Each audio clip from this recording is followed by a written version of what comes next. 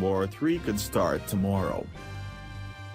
There is an old adage that militaries set themselves up by failure by preparing to fight the last war. When it comes to 21st century warfare, the problem however may not be with looking back, but that we aren't looking back far enough.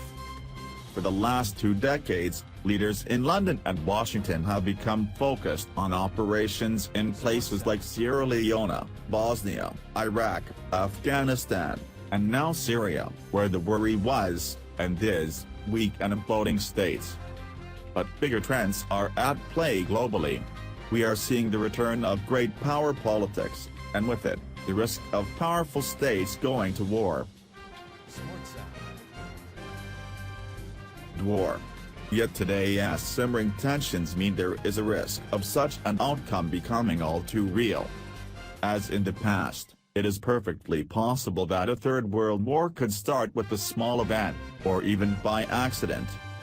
One of the many Russian bomber planes now probing NATO's borders could collide with an RAF Typhoon, prompting an aerial skirmish the likes of which the world has not seen for decades. Indeed, the skies over Syria are starting to get dangerously crowded, with Russian jets flying near U.S. planes on bombing runs, and sparring with NATO air defenses in neighboring Turkey.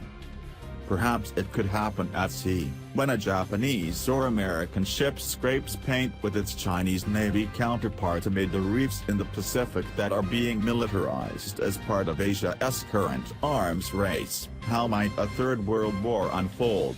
Undoubtedly differently from the small wars of today, which, though they have proven so tough, have also led many in Beijing and Moscow to think they prove our true weakness. When we set out to explore what a modern-day war between 21st century great powers might look like in our new book, Ghost Fleet, it was clear that the setting would quickly move beyond the familiar fights on land that we have grown accustomed to. Unlike the Taliban, or ISIL, or even the militaries of powers such as Saddam Hussein's Iraq, true state powers can deploy forces in every domain. We'd see the kind of battles for control of the air and sea we haven't experienced for over 70 years, and they would, unfortunately, be fights that would call into question some of the major purchases we are in the middle of making. The UK is currently buying £12 billion worth of new fighter planes, but their program has been hacked on multiple occasions, and they have less range than their World War II equivalents. We're spending £6 billion on a carrier that lacks some of the key defense needs of modern warfare.